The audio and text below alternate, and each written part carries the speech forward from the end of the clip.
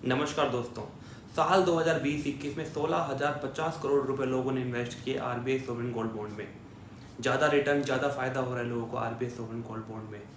Physical gold से ज़्यादा लोग इन्वेस्ट कर रहे हैं आरबीआई सोवरेन गोल्ड बॉन्ड में। क्यों?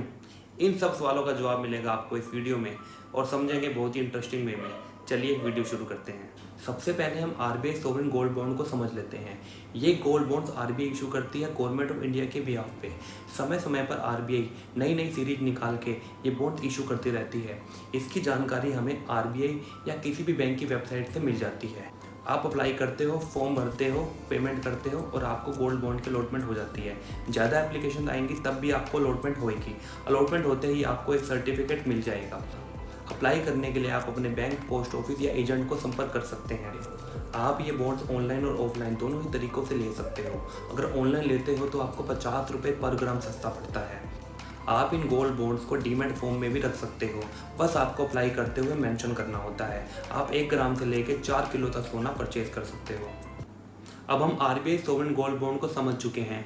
अब हम फिजिकल गोल्ड को कंपेयर करेंगे आरबीआई सोवरेन गोल्ड बॉन्ड से और देखेंगे क्यों आरबीआई के गोल्ड बॉन्ड फिजिकल गोल्ड से बेहतर है। सबसे पहले आते हैं मेकिंग चार्जेस। अगर आप फिजिकल गोल्ड जैसे गोल्ड बार, गोल्ड कॉइन, गोल्ड बिस्कुट अगर परचेज करते हो तो आपको सेलर को मेकिंग चार्जेस पे करने होते हैं, पर आरबीआई गोल्ड बॉन्ड में ऐसा कोई मेकिंग चार्जेस होते ही नहीं।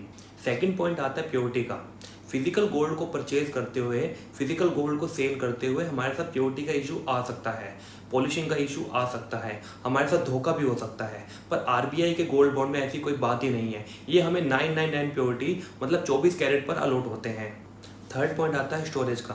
फिजिकल गोल्ड को स्टोर करने में काफ़ी रिस्क है, जैसे चोरी होने का, गुम होने का। इसलिए हम इन्हें बैंक के लॉकर्स में रखते हैं और लॉकर चार्जेस पे करते हैं। पर आरबीआई के गोल्ड बॉन्ड के केस में ऐसा कोई रिस्क या ऐसा कोई खर्चा होता ही नहीं, क्योंकि हमारे गोल्ड बॉन्ड तो आरबीआई अपनी बुक्स में रखता है। फोर्थ पॉइंट आता है इंटरेस्ट। फिजिकल गोल्ड से आपको कोई इंटरेस्ट नहीं मिलता, पर आरबीआई के सोवरेन गोल्ड बॉन्ड से आपको 2.5% एनुअली इंटरेस्ट मिलता है, जो आपके अकाउंट में आ जाता है। इन्वेस्टमेंट की इन्वेस्टमेंट, इंटरेस्ट का इंटरेस्ट। अब इन पर लगने वाले जीएसटी और इनकम टैक्स को भी समझ लेते हैं। जब आप फिजिकल गोल्ड को परचेज करते हो तो आपको 3% जीएसटी देना होता है, पर इन गोल्ड बॉन्ड पर कोई जीएसटी है ही नहीं।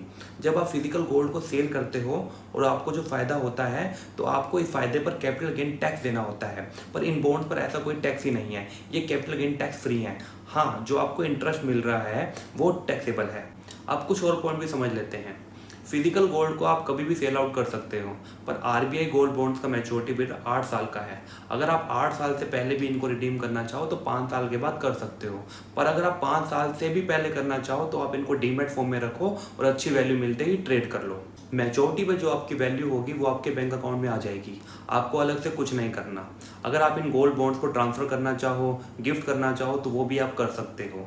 आप इन गोल्ड बॉन्ड्स को बैंक में कोलेटरल रख के लोन लेना चाहो तो वो भी आप कर सकते हो।